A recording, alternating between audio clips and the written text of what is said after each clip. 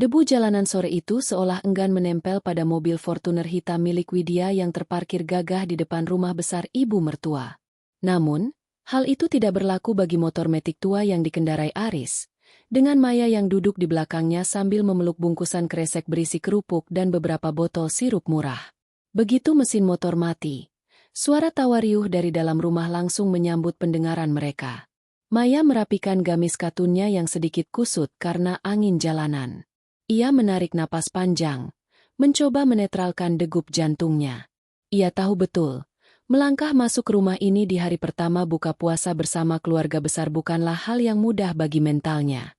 Sabar ya, sayang, bisik Aris sambil menggenggam tangan istrinya sejenak. Maya hanya tersenyum tipis, sebuah senyum yang menyimpan rahasia yang bahkan suaminya pun belum tahu sepenuhnya tentang angka 0 di rekening pribadinya pagi ini. Begitu kaki Maya menginjak teras, ibu mertua keluar dengan daster batik sutra mahalnya. Matanya langsung tertuju pada bungkusan kresek di tangan Maya. Loh, Aris, Maya, kalian datang naik motor lagi? Panas-panas begini. Kasihan itu kulitnya kena polusi. Tadi Widya nawarin jemput lo. Katanya biar kalian gak kelihatan. Susah banget di depan tetangga. Ujar ibu mertua tanpa basa-basi. Nadanya datar namun menusuk. Maya mencium tangan ibu mertuanya dengan takzim. Nggak apa-apa, Bu. Biar lebih cepat sampai. Nggak kena macet. Ya sudah. Ayo masuk. Tapi Maya, jangan ke ruang tamu dulu ya. Itu Widya sama suaminya lagi cerita soal proyek pembangunan apartemen baru mereka di pusat kota. Kamu ke dapur saja. Bantu Bei Sumi potong-potong bawang dan cuci piring. Soalnya kalau kamu ikut ngobrol di sana, nanti kamu bingung sendiri karena nggak paham dunia kerja kantoran. Maya mengangguk pelan. Ia tidak membantah. Baginya, dapur adalah tempat yang aman dari tatapan merendahkan. Namun, langkahnya terhenti sejenak saat melewati ruang tengah. Di sana, Widya sedang duduk dengan kaki menyilang, memegang tas branded yang diletakkan sengaja di atas meja agar semua orang bisa melihat logonya. Maya sudah datang. Seru Widya dengan nada tinggi yang dibuat-buat. Mei, maaf ya aku nggak bisa bantu di dapur. Tadi baru banget selesai meeting lewat Zoom sama klien dari Singapura. Kepalaku pening banget. Kamu kan santai saja di rumah seharian. Pasti tenaganya masih banyak, kan? Beberapa sepupu yang duduk di sana ikut terkekeh.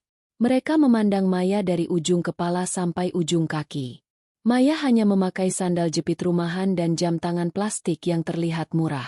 Tak ada yang tahu bahwa jam tangan itu sebenarnya adalah smartwatch edisi terbatas yang ia gunakan untuk memantau pergerakan saham dan kurs dolar secara real-time. Iya, Mbak Widya. Istirahat saja dulu. Jawab Maya tenang. Di dapur, aroma bawang yang tajam menyambutnya. Bei Sumi, asisten rumah tangga yang sudah tua, menatap Maya dengan iba. Non Maya, biar Bibi saja semua. Non istirahat saja. Nggak apa-apa. Bei, Maya bantu ya. Ucap Maya sambil menyingsingkan lengan gamisnya. Sambil tangannya lincah mengupas bawang, pikiran Maya melayang pada layar laptopnya yang ia tinggalkan di rumah. Tadi pagi, sebuah notifikasi masuk. Sebuah kontrak baru senilai 1,2 miliar rupiah baru saja ditandatangani secara digital. Ia adalah pemilik sebuah agensi pemasaran digital yang mengelola puluhan klien dari Eropa dan Amerika. Di dunia maya, ia adalah Misterius M, sang jenius strategi yang ditakuti kompetitor. Namun di dapur ini, ia hanyalah menantu yang dianggap pengangguran dan beban bagi suaminya. Tiba-tiba, ponsel di saku gamis Maya bergetar. Ia melihat sekilas. Pesan dari manajer operasionalnya di London. The payment for the key satu project has been cleared, MAM. $85 Amerika is now in your holding account. Sold we reinvest or liquidize? Maya dengan cepat mengetik balasan dengan satu tangan. Hold for now. I'm currently busy with domestic affairs. Maya, itu airnya sudah mendidih. Jangan melamun terus. Punya waktu luang banyak di rumah itu harusnya bikin otak makin encer, bukan malah lemot. Teriak ibu mertua dari ruang tengah, membuat Maya hampir menjatuhkan ponselnya ke dalam bak cuci piring. Maya menghela napas. Ia menatap pantulan dirinya di air bak yang jernih. Hari ini baru dimulai. Ia akan membiarkan mereka menikmati panggung kesombongannya sebentar lagi. Ia ingin tahu, sejauh mana keluarga ini akan merendahkannya sebelum ia benar-benar menjatuhkan bom yang akan membuat mereka semua tersedah hidangan buka puasa nanti. Sabar, Maya. Biarkan mereka kenyang dengan harga dirinya dulu. Batinnya sambil kembali mengiris bawang dengan kecepatan yang tak masuk akal bagi seorang amatir. Dapur yang pengap itu terasa semakin sempit saat Maya mendengar tawa melengking dari ruang tengah. Suara denting gelas kristal dan aroma parfum mahal yang menyeruak masuk ke area servis rumah ibu mertua seolah menjadi garis pemisah yang jelas. Di sana adalah tempat para pemenang. Dan di sini di antara tumpukan cucian piring dan kulit bawang adalah tempat bagi mereka yang dianggap gagal. Maya, sini dulu sebentar. Jangan di dapur terus. Nanti bau asapmu menempel ke sofa kalau kamu lewat belakangan. Teriak ibu mertua dari ruang keluarga. Maya mengeringkan tangannya dengan serbet kusam, merapikan sedikit rambutnya yang mencuat dari balik jilbab instannya, lalu melangkah ragu ke ruang tengah. Di sana, keluarga besar sudah melingkar. Kak Widya sedang memamerkan sebuah bros berlian kecil di dadanya, sementara suaminya, Mas Danu, sibuk menunjukkan grafik saham di ponselnya kepada paman-paman yang lain. Nah, ini dia si pengangguran kesayangan kita, ujar Tante Lastri, adik ibu mertua, sambil tertawa kecil saat melihat Maya muncul. Sini, Mei, duduk di bawah saja, di karpet, biar muat semua. Maya menurut. Ia duduk bersila di karpet bulu, sementara Widya dan yang lainnya duduk di sofa mewah. Aris, suaminya, tampak gelisah. Ia berkali-kali mencoba menarik Maya untuk duduk di sampingnya, tapi tatapan tajam ibu mertua membuatnya urung. Mei, kamu tahu tidak? Widya memulai. Suaranya sengaja dikeraskan agar seluruh ruangan mendengar. Bulan ini aku baru saja dapat bonus performa dari bank. Ya, tidak banyak sih. Cuma seharga satu motor metik baru. Tapi setidaknya, aku bisa bantu ibu renovasi taman belakang. Kasihan kan ibu kalau lihat taman gersang terus. Alhamdulillah, Mbak. Rezeki Mbak Widya memang bagus. Jawab Maya lembut. Suaranya tetap datar tanpa nada iri sedikit pun. Bukan cuma rezeki, Mei. Itu namanya etos kerja. Timpal ibu mertua sambil menyesap teh melatinya. Ibu itu sering kepikiran kamu. Kasihan Aris kalau harus menanggung semuanya sendirian. Kamu itu sarjana. Loh, sayang sekali kalau cuma dipakai buat nunggu tukang sayur lewat tiap pagi. Coba kamu lihat Widya. Jam 7 pagi sudah rapi. Wangi, berangkat menjemput uang. Bukan cuma nunggu uang datang dari langit sambil main HP. Ruangan itu mendadak riuh dengan gumaman setuju. Tante Lastri mencondongkan badannya ke arah Maya. Iya, Mei. Tante dengar kamu sekarang sering di depan laptop terus ya kalau di rumah? Jualan pulsa ya? Atau ikut MLM yang gak jelas itu? Hati-hati loh. Zaman sekarang banyak penipuan. Mending kamu kerja di toko baju milik temannya tante saja. Gajinya lumayan buat bantu-bantu bayar listrik. Aris tidak tahan lagi. Tante, Maya itu kerja juga kok. Dia. Halah, Riz. Potong Mas Danu sambil tertawa meremehkan. Kerja di rumah itu istilah halus buat pengangguran berkedok hobi. Jangan terlalu membela istri kalau memang dia nggak menghasilkan. Laki-laki itu kepala rumah tangga. Tapi kalau istrinya cuma jadi beban, ya berat juga jalannya. Lihat saya sama Widya. Kami berdua lari. Makanya bisa beli rumah di BSD. Kalau kalian masih di kontrakan gang sempit itu, kan? Maya merasakan getaran di saku gamisnya. Satu pesan masuk. Ia melirik sekilas saat semua orang sibuk menertawakan lelucon Mas Danu. Itu adalah notifikasi dari dashboard Stripe-nya. Payout scheduled. IDR 1180900 will be initiated to your bank account ending in 8821. Maya mematikan layar ponselnya. Angka itu setara dengan harga 2 rumah di BSD yang dibanggakan Mas Danu, hanya dari penghasilan 1 bulannya. Namun, ia tetap diam. Ia ingin melihat sejauh mana mereka akan menggali lubang kesombongan mereka sendiri. Mbak Widya hebat ya, Sudah bisa beli rumah di BSD, kata Maya pelan. Matanya menatap langsung ke arah kakaknya. Semoga nanti Maya juga bisa punya rumah sendiri. Walaupun cuma hasil dari main laptop di rumah. Widya mencibir, memutar bola matanya dengan malas. Mimpi boleh, Mei, tapi jangan ketinggian. Nanti jatuhnya sakit. Mending kamu fokus saja belajar masak opor yang benar. Biar setidaknya ada gunanya kamu di rumah. Ibu mertua kembali menimpali. Ibu dengar dari tetangga sebelah kontrakan kalian. Kamu sering terima paket besar-besar ya? Boros kali sih kamu. Mei, uang Aris itu ditabung. Jangan buat beli paket online terus. Kamu nggak kerja. Jadi jangan banyak gaya hidup konsumtif. Padahal, paket-paket itu adalah perangkat server terbaru dan perlengkapan studio untuk kebutuhan agensinya yang ia beli dengan uangnya sendiri. Tapi di mata mereka, itu hanyalah bukti pemborosan seorang istri yang tak tahu diri. Iya, Bu. Nanti Maya kurangi belanjanya. Ucap Maya, mencoba menahan tawa yang hampir meledak di dadanya. Ironis sekali melihat orang-orang yang merasa superior ini menceramahinya tentang uang. Sementara nilai aset digital yang ia kelola saat ini cukup untuk membeli rumah yang mereka tempati sekarang secara tunai, lengkap dengan isinya. Suasana semakin memanas ketika Widya mulai membicarakan rencana buka puasa di restoran mewah minggu depan. Nanti aku yang bayar semua ya. Ibu dan tante tinggal datang saja. Tapi buat Aris dan Maya, ya kalau mau ikut silakan. Tapi mungkin menu kalian saya pesankan yang paket hemat saja ya. Biar nggak terlalu jomplang sama pengeluaran bulanan kalian. Maya hanya tersenyum. Senyum yang penuh arti. Di balik daster dan penampilan sederhananya, ia sedang menghitung mundur. Ia hanya perlu menunggu beberapa jam lagi, sampai momen yang tepat tiba untuk menunjukkan siapa sebenarnya yang selama ini menjadi tulang punggung tersembunyi di keluarga ini. Kenapa senyum-senyum, Mei? Merasa lucu? Tanya ibu mertua sinis. Enggak, Bu. Maya cuma senang lihat keluarga besar kumpul. Jarang-jarang kan kita bisa bahas soal pencapaian seperti ini. Jawab Maya tenang.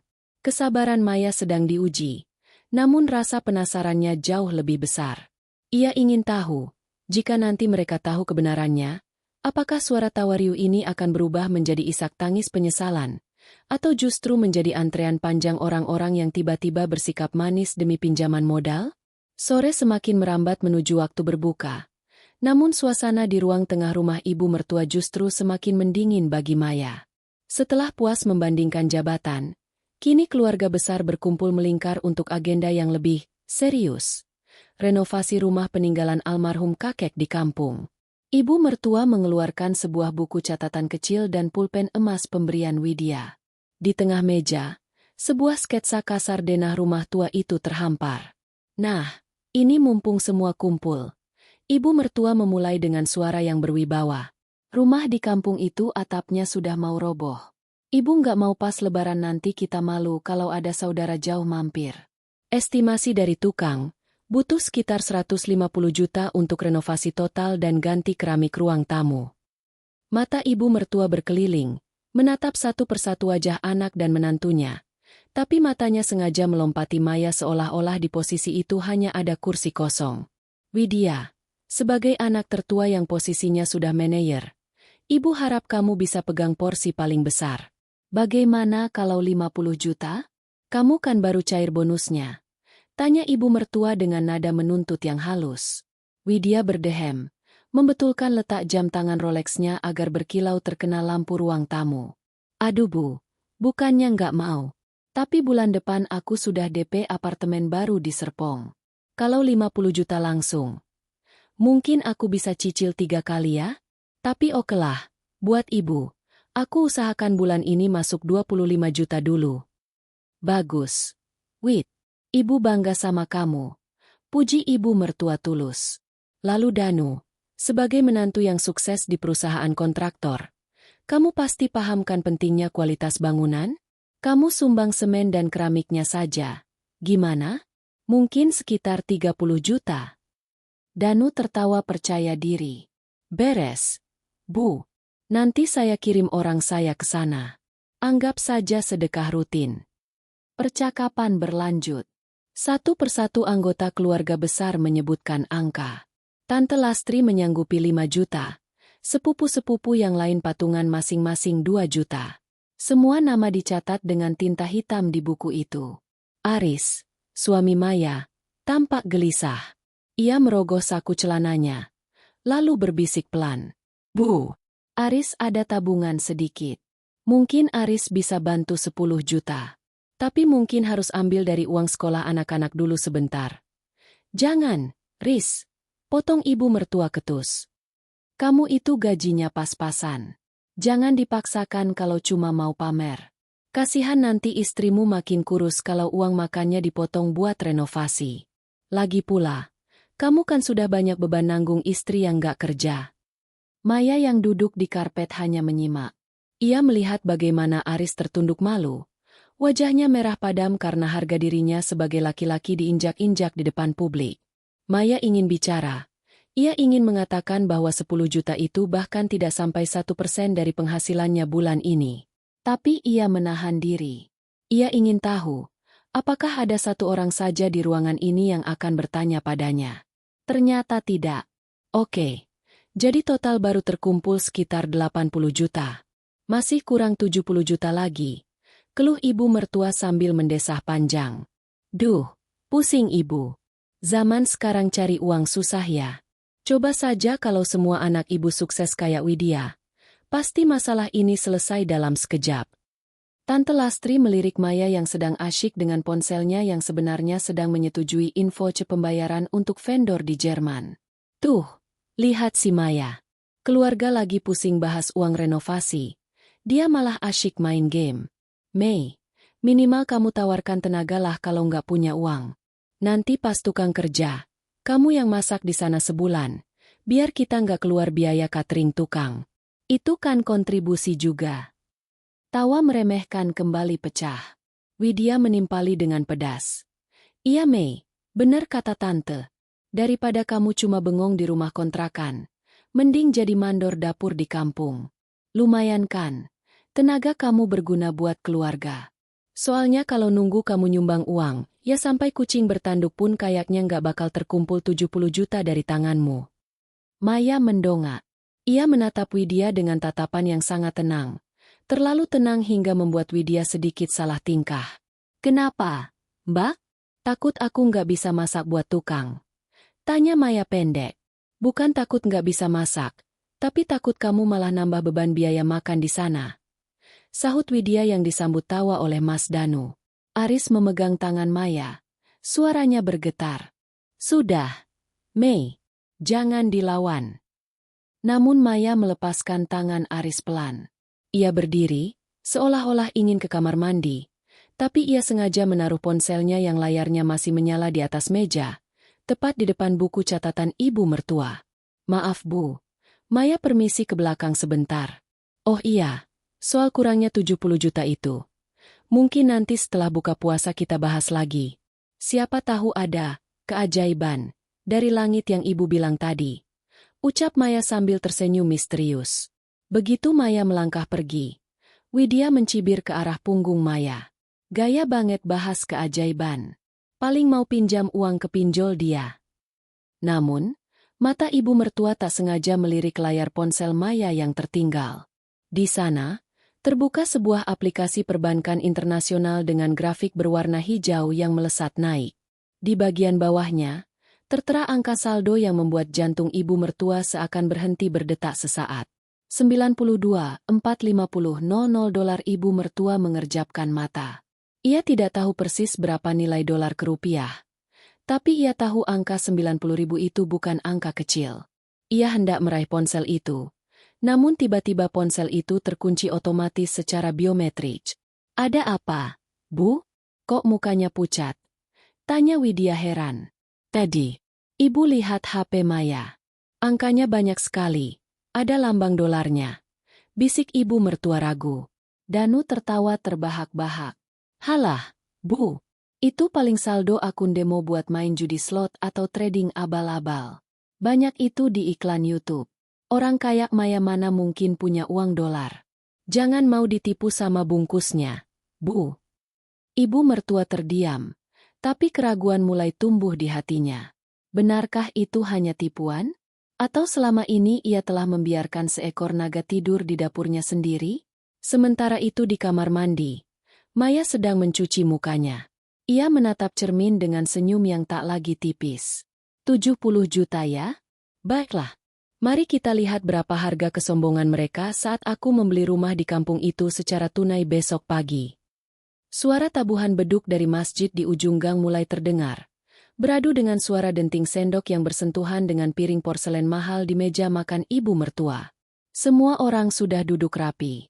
Meja itu penuh dengan kemewahan, rendang daging sapi pilihan, kakap asam manis, hingga es sarang burung dengan buah-buahan impor. Namun, bagi Maya, udara di ruangan itu terasa lebih berat daripada aroma makanan yang menguar. Ia duduk di kursi paling ujung, hampir terjepit di antara lemari hias dan kursi Tante Lastri. Aris di sampingnya, terus-menerus meremas jemari Maya di bawah meja, seolah ingin menyalurkan kekuatan agar istrinya tidak meledak. Ayo, semuanya doa dulu. Widya, kamu yang pimpin ya. Kan kamu yang paling banyak berkahnya bulan ini. Perintah ibu mertua dengan senyum lebar. Widya berdehem, lalu merapalkan doa dengan nada yang dibuat sedemikian rupa agar terdengar sangat religius namun tetap berwibawa. Setelah kata, amin, serempak diucapkan, suasana yang seharusnya penuh syukur itu mendadak berubah menjadi ajang penghakiman yang lebih tajam dari sebelumnya. Mei, itu rendangnya ambil sedikit saja ya. Daging sekarang mahal. 1 kilonya 180.000. Kasihan kalau terbuang cuma karena kamu lapar mata tapi nggak bisa beli sendiri. Celetuk Tante Lastri sambil menyiduk potongan daging paling besar ke piringnya sendiri. Maya hanya tersenyum tenang. Ia mengambil sepotong kecil tempe dan sedikit sayur. Iya, Tante. Maya makannya memang tidak banyak kok. Baguslah kalau sadar diri, sahut Mas Danu sambil mengunyah dengan lahap. Lagi pula, Riz, saya perhatikan motormu itu sudah berasap putih. Malu-maluin kalau dibawa ke kantor. Kenapa nggak minta istrimu cari kerja? Minimal buat cicilan motor metik barulah. Masa laki-laki harus nanggung semuanya? Kamu lihat saya sama Widya. Kalau buka puasa begini kami nggak mikirin harga daging. Karena apa? Karena kami berdua menghasilkan. Aris berdehem pelan, mencoba membela diri. Sebenarnya, Mas, Maya itu lebih sibuk dari saya di rumah. Dia sering begadang sampai jam 4 subuh buat. Halah, begadang main game atau nonton drama Korea kan? Potong Widya sambil tertawa sinis. Riz, kamu itu terlalu polos jadi suami. Jangan mau dibohongi istri yang bilangnya, kerja di rumah, tapi hasilnya nggak kelihatan. Kerja itu ya kayak aku, tiap bulan ada slip gaji, ada asuransi kesehatan, ada bonus tahunan. Kalau Maya, paling cuma dapat capek sama tagihan listrik yang bengkak karena laptop nyala terus. Ibu mertua mengangguk-angguk setuju sambil menyesap es buahnya. Ibu setuju sama Widya. Tadi ibu sempat lihat HPMU. Mei, ada angka-angka dolar gitu. Itu judi ya? Atau penipuan berantai? Jujur saja sama ibu. Jangan sampai rumah ini kedatangan polisi gara-gara kamu main yang enggak-enggak di internet. Suasana meja makan mendadak hening. Semua mata tertuju pada Maya. Ketegangan itu seolah bisa diiris dengan pisau. Maya meletakkan sendoknya pelan. Ia menatap ibu mertua dengan tatapan yang dalam. Tanpa kemarahan, hanya ada rasa iba yang tersirat. Itu bukan judi, Bu. Itu hasil kerja keras Maya selama 3 bulan terakhir untuk satu proyek besar. Jawab Maya singkat. Proyek apa? Proyek menghayal? Timpal Widya yang diikuti tawa kecil sepupu-sepupu lainnya. Mei, jujur saja.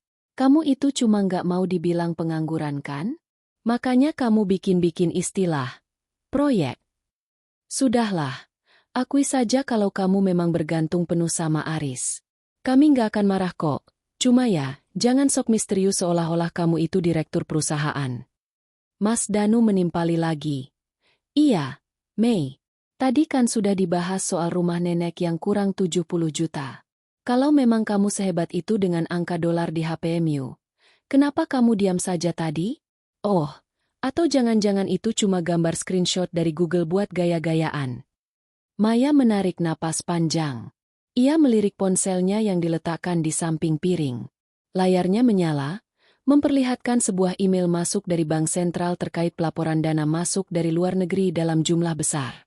Aturan devisa mengharuskannya menandatangani dokumen digital segera. Begini saja, Maya memulai. Suaranya kini terdengar lebih tegas, membuat tawa di meja makan berangsur surut. Bagaimana kalau kita taruhan kecil-kecilan? Jika benar Maya hanyalah beban, seperti yang Mbak Widya bilang, Maya akan mencuci semua piring kotor di rumah ini selama 1 minggu penuh sendirian. Tapi apa? Tantang Widya. Wajahnya tampak sangat meremehkan.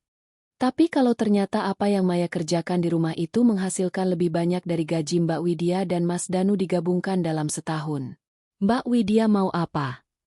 Tawa Danu meledak. Wah, sombongnya keluar. Oke, kalau kamu benar sehebat itu, saya kasih kunci mobil saya buat kamu bawa pulang sekarang juga. Tapi jangan mimpi. Mei, gaji kami berdua itu kalau digabung setahun bisa buat beli 1 rumah subsidi. Sepakat, ucap Maya pendek. Ibu mertua menggeleng-gelengkan kepala. Maya, kamu ini sudah miskin, sombong lagi. Sudah, makan saja itu tempenya. Jangan banyak bicara yang bikin suasana buka puasa jadi panas. Malu dilihat saudara-saudara. Maya kembali makan dengan tenang, mengabaikan tatapan sinis dari kiri dan kanan. Ia tahu, di saku gamisnya, notifikasi terus masuk. Para klien di Amerika baru saja bangun tidur dan mulai melakukan pembayaran termin terakhir. Aris membisikkan sesuatu ke telinga Maya. Sayang, kamu yakin? Maya hanya mengangguk kecil. Ia sedang menunggu satu momen. Momen di mana Widya akan memamerkan mutasi rekening bonusnya di depan ibu mertua untuk menutupi kekurangan renovasi rumah nenek. Dan di saat itulah, Maya akan menunjukkan apa artinya bekerja dari rumah yang sebenarnya. Suasana meja makan kembali riuh dengan puji-pujian untuk Widya. Sementara Maya tetap dianggap sebagai titik hitam di atas kertas putih. Namun, siapa sangka, titik hitam itu sebenarnya adalah lubang hitam yang siap menelan semua kesombongan mereka hanya dengan sekali klik di layar ponsel. Ayo, Wid, tunjukkan ke ibu, desak Tante Lastri. Tadi katanya mau kasih lihat mutasi bonusnya biar kita makin semangat renovasi rumah kakek. Widya tersenyum bangga. Oke, sebentar ya Bu. Aku buka m-banking dulu. Biar Maya juga lihat, gimana rupa uang puluhan juta yang asli, bukan cuma angka di aplikasi judi. Widya mulai mengutak-atik ponselnya dengan percaya diri, sementara Maya perlahan-lahan merogoh ponselnya sendiri. Inilah awal dari runtuhnya tembok keangkuhan yang selama ini dibangun keluarga besar itu. Widya mengetuk-ngetukkan kuku jarinya yang dimanicure rapi ke layar ponsel, lalu dengan gerakan teatrikal, ia memutar layar itu ke hadapan ibu mertua dan Tante Lastri. Di sana tertera angka saldo yang lumayan besar untuk ukuran seorang karyawan. Lihat, Bu, bonus akhir proyekku baru masuk. 45 juta bersih setelah pajak. Ujar Widya dengan dagu terangkat. Ini uang nyata, hasil kerja keras dari pagi sampai malam. Bukan hasil, ngetik-ngetik, nggak jelas di kamar. Dengan ini, kurangnya renovasi rumah kakek tinggal sedikit lagi. Sisanya mungkin Mas Danu bisa tutup bulan depan. Ibu mertua berdecak kagum. Matanya berbinar melihat deretan angka itu. Luar biasa. Wid, memang anak ibu yang satu ini tumpuan keluarga. Nggak kayak yang lain, cuma bisa numpang makan. Tepat saat ibu mertua hendak melontarkan sindiran baru ke arah Maya, tiba-tiba sebuah suara asing memecah keheningan meja makan. Suara itu bukan berasal dari percakapan mereka, melainkan nada dering yang sangat unik dan terdengar sangat profesional dari ponsel Maya. Ponsel itu bergetar hebat di atas meja kayu. Sebuah panggilan video masuk. Nama yang tertera di layar bukan nama lokal, melainkan nama perusahaan global yang sering muncul di berita-berita teknologi. CEO, Nexus Global Media, incoming video call. Maya hendak meraih ponselnya, tapi Widya lebih cepat. Dengan niat ingin mempermalukan Maya berpikir itu hanyalah panggilan dari teman sekumpulan atau penagih utang, Widya langsung menggeser tombol hijau dan mengaktifkan loudspeaker. Sini, Biar Mbak yang angkat. Paling juga teman jualan pulsamu yang mau nagih stok. Kalimat Widya terputus di tenggorokan. Layar besar ponsel Maya menampilkan wajah seorang pria berkebangsaan Amerika berpakaian jas rapi yang duduk di sebuah kantor mewah dengan latar belakang gedung pencakar langit New York. Hello, I'm sorry for disturbing your dinner time. I know it's iftar tere. Suara pria itu terdengar berat dan sangat fasih berbahasa Inggris. I just wanted to personally thank you. The digital infrastructure you built for our Asian market launch has reached its target in just 2 weeks. We just authorized the final payment. You should check your business account. It's $85 Amerika plus the 15% performance bonus we discussed. Seluruh ruangan mendadak seperti kedap udara. Ibu mertua yang tadi hendak menyuap rendang, mematung dengan mulut setengah terbuka. Mas Danu yang tadinya tertawa, kini membelalakan mata menatap layar tersebut. Mereka tidak perlu ahli bahasa Inggris untuk mengerti kata $85,000 USD dan final payment. Maya dengan tenang mengambil ponselnya dari tangan Widya yang mulai gemetar. Ia menjawab dengan bahasa Inggris yang sangat lancar. Jauh lebih fasih dari kursus singkat yang pernah dibanggakan Widya. Angyu, Emma Henderson. I've received the notification. It's been a pleasure working with Nexus. I'll review the key 3 analytics after the holiday. Have a great day. Ucap Maya tenang sebelum mematikan sambungan. Hening. Sunyi yang memekakan telinga. Mei itu tadi siapa? Tanya Tante Lastri. Suaranya mencicit kecil. Halah. Itu pasti aplikasi prank. Seru Mas Danu. Meski keringat dingin mulai membasahi dahinya. Zaman sekarang ada aplikasi yang bisa bikin video call palsu seolah-olah dari orang luar negeri. Jangan mau dibohongi, Bu. Masa Maya bisa kenal CEO luar negeri? Bahasa Inggrisnya paling juga hasil hafalan. Maya tidak menjawab.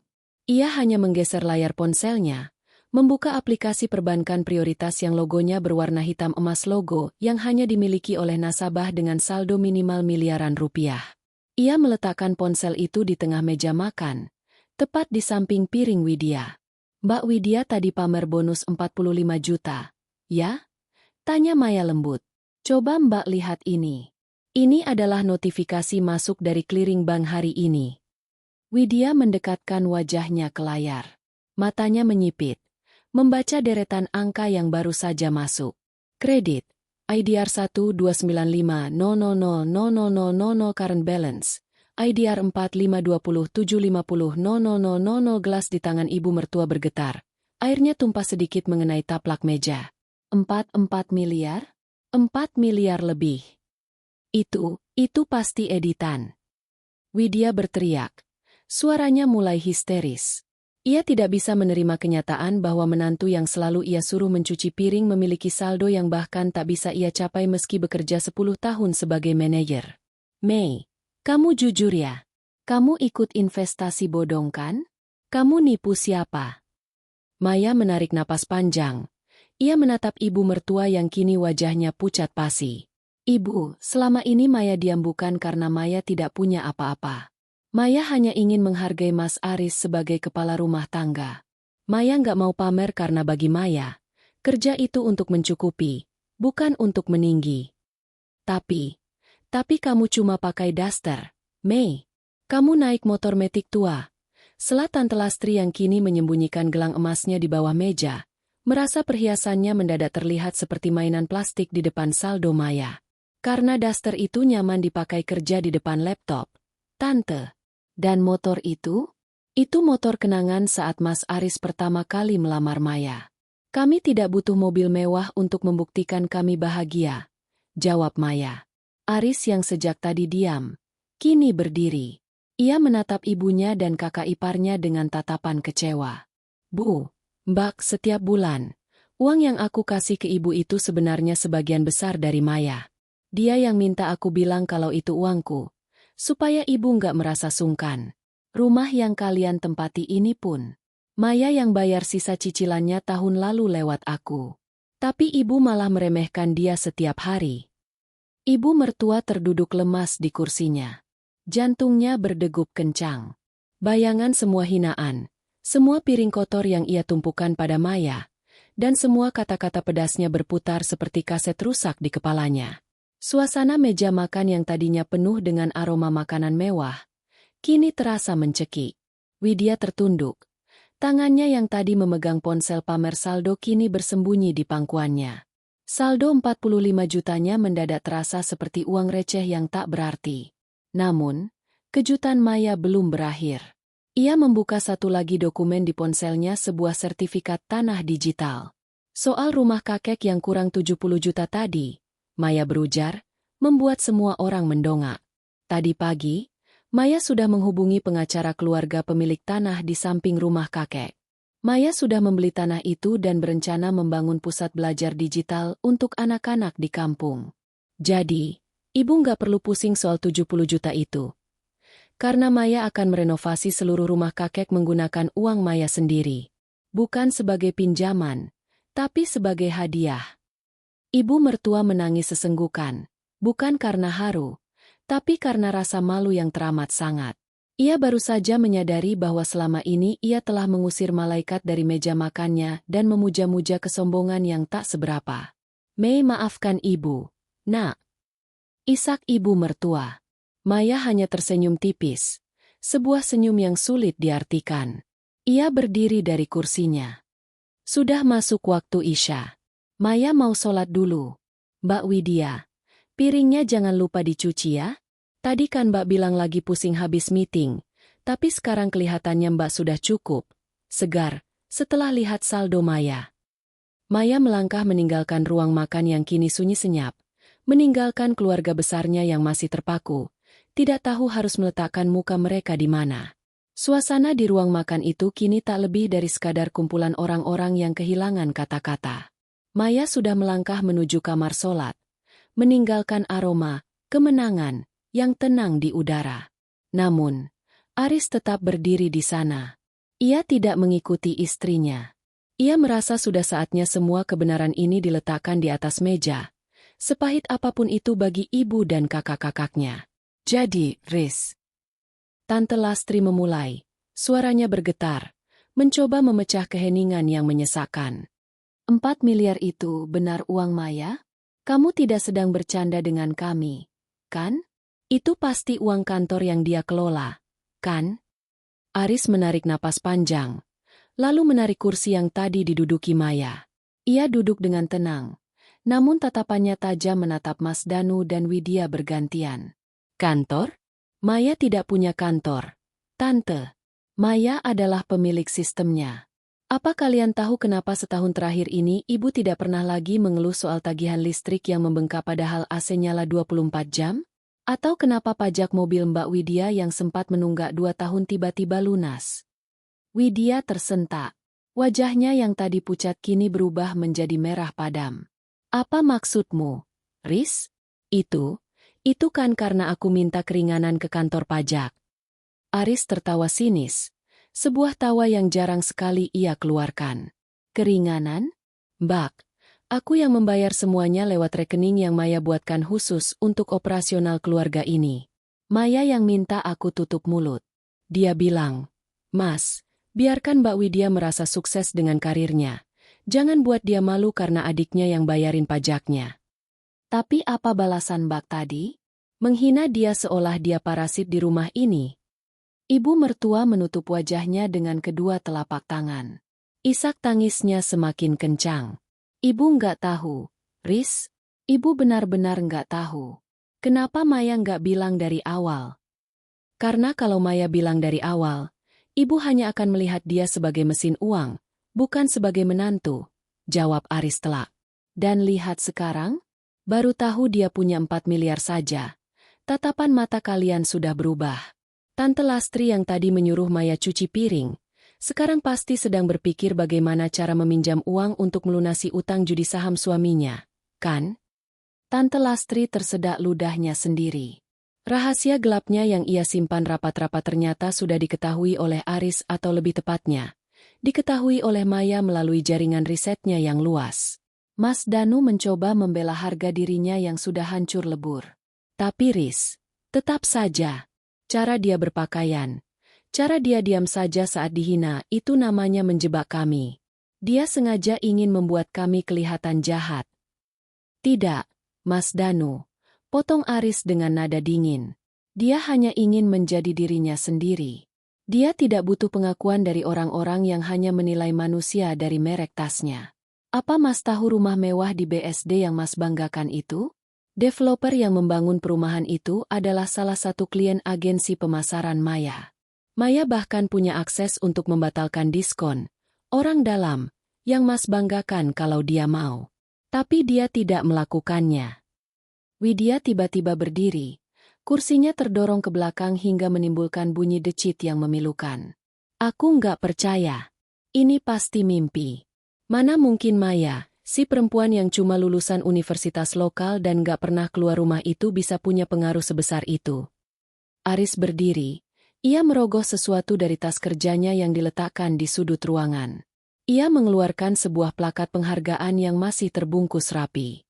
Di sana tertulis, Top Digital Strategist 2025, Southeast Asia Region, atas nama Maya Raharjo. Maya bukan tidak pernah keluar rumah. Mbak, dia hanya bekerja dari rumah.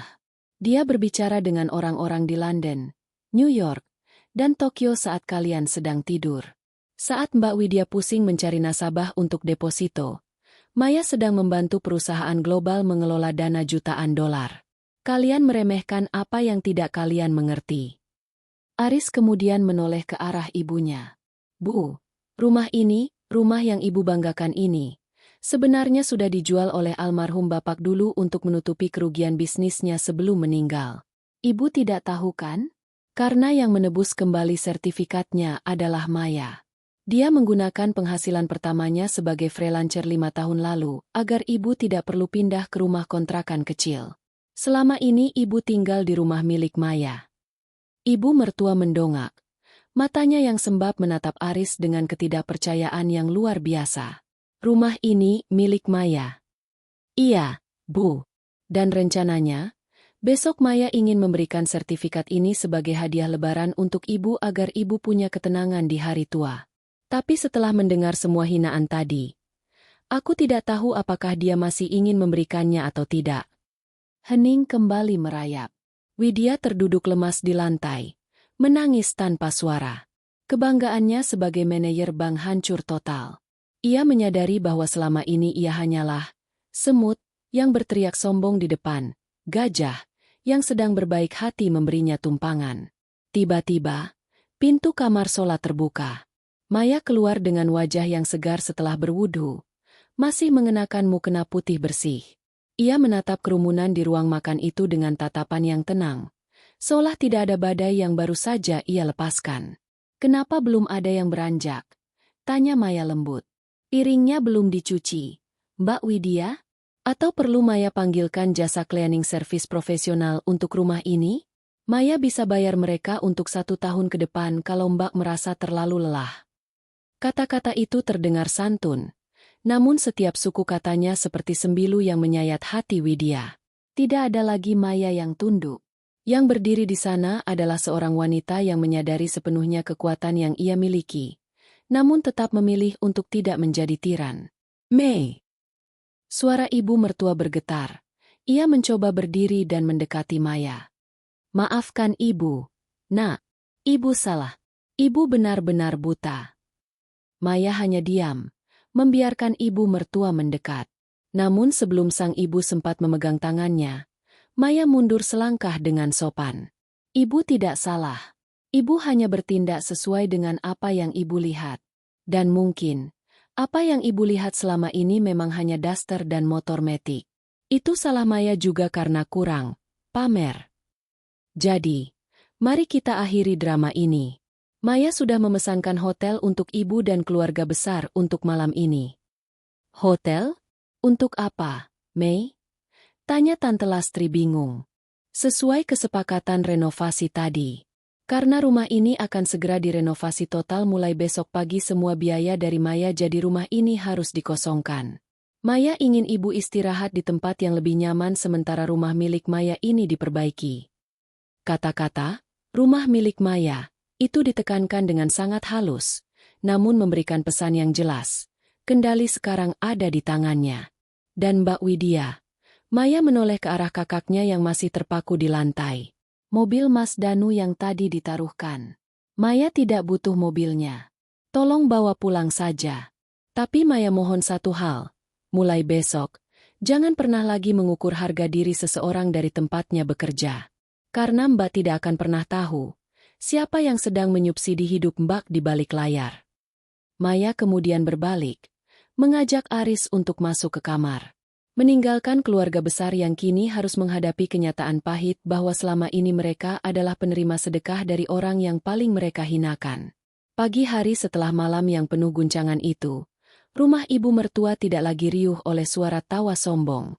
Suasananya berubah menjadi canggung dan penuh kehati-hatian. Di meja makan, tidak ada lagi yang berani menyuruh Maya menyeduh teh atau mencuci piring. Sebaliknya, Tante Lastri sudah bangun sejak subuh hanya untuk beberes. Sementara Widya duduk diam di pojok ruangan dengan mata sembab. Sesekali melirik Maya dengan tatapan yang campur aduk antara takut dan malu. Ibu mertua mendekat ke arah Maya yang sedang menutup laptopnya di ruang tengah. "Mei, ibu sudah siapkan teh hangat dan kue kesukaanmu. Diminum ya, nak," ujar ibu mertua dengan suara yang sangat lembut. Hampir terdengar seperti memohon. Maya mendongak. Tersenyum tipis. "Terima kasih, Bu."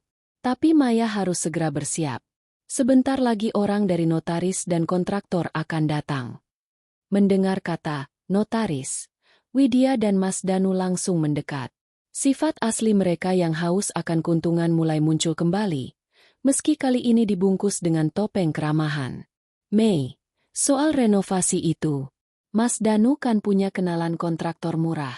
Kamu nggak perlu keluar uang sampai ratusan juta. Pakai orang Mas saja, nanti sisanya bisa kamu simpan. Atau, ya, mungkin bisa kita putar untuk bisnis lain." Mas Danu mencoba merayu. Suaranya terdengar sangat menjilat. Widya ikut menimpali. "Iya, Mei. Dan soal sertifikat rumah ini. Ibu kan sudah tua. Kalau kamu kasih ke ibu sekarang, nanti administrasinya ribet. Bagaimana kalau atas nama Mbak dulu saja? Mbak kan orang bank, lebih paham soal pengelolaan aset. Nanti Mbak jagain buat keluarga." Aris yang baru keluar dari kamar hampir saja meledak mendengar ucapan kakaknya. Namun Maya mengangkat tangan, memberi isyarat agar suaminya tetap tenang. Maya berdiri, merapikan duduknya, dan menatap mereka satu persatu dengan tatapan yang sangat jernih.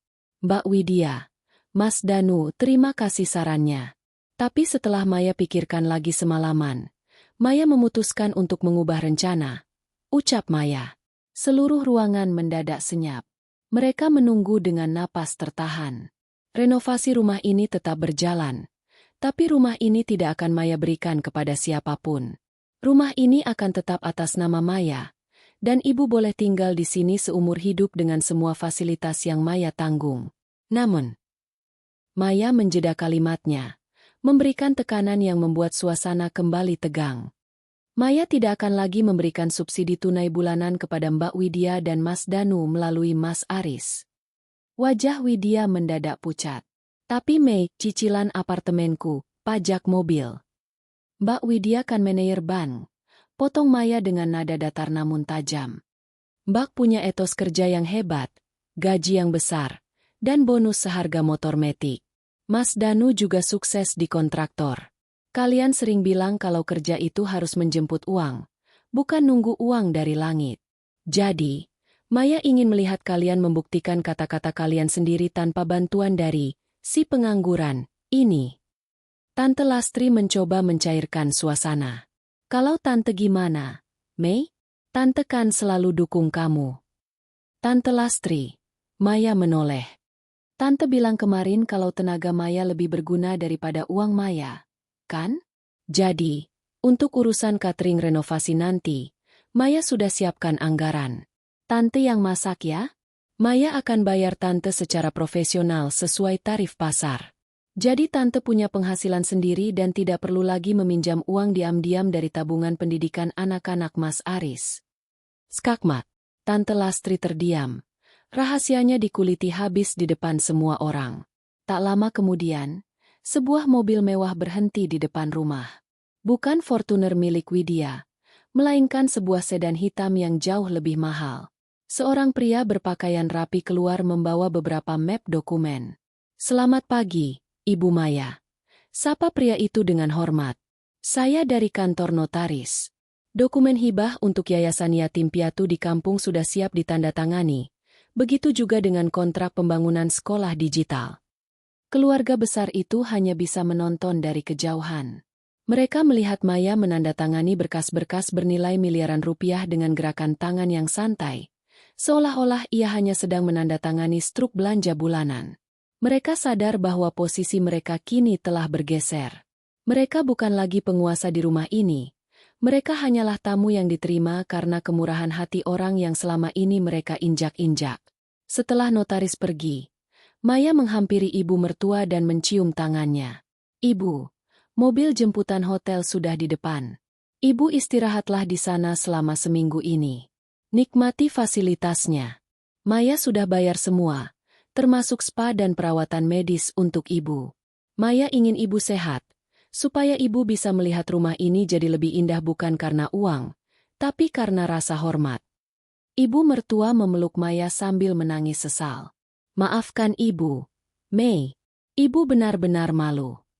"Sudah, Bu. Masa lalu sudah lewat. Tapi Maya harap, kedepannya kita bisa makan bersama di meja ini dengan rasa syukur, bukan dengan membanding-bandingkan siapa yang lebih kaya. Karena di atas langit, masih ada langit, dan di balik daster yang lusuh, mungkin ada tangan yang sedang menopang hidup kita." Maya dan Aris kemudian masuk ke dalam mobil sedan hitam itu, meninggalkan rumah yang penuh kenangan pahit dan manis tersebut. Di dalam mobil, Aris menggenggam tangan istrinya. "Kamu hebat, Mei. Kamu nggak membalas dendam dengan amarah, tapi dengan kenyataan." Maya menyandarkan kepalanya di bahu Aris. "Marah itu melelahkan, Mas. Aku lebih suka mereka belajar. Sekarang, kita fokus ke proyek selanjutnya. Klien dari Swiss sudah kirim deposit pagi ini." Mobil itu melaju perlahan, meninggalkan Widya yang masih berdiri mematung di teras rumah, menatap ban mobil yang perlahan menjauh, menyadari bahwa mulai hari ini, ia harus benar-benar bekerja keras demi membayar semua gengsi yang selama ini ia bangun di atas keringat adik iparnya sendiri. Di balik kaca jendela yang gelap, Maya melihat keluar. Ia tahu, mulai hari ini, tidak akan ada lagi yang berani meremehkan seorang wanita yang hanya diam di rumah dengan laptopnya. Karena di dunia digital yang tak kasat mata, dialah sang ratu yang memegang kendali.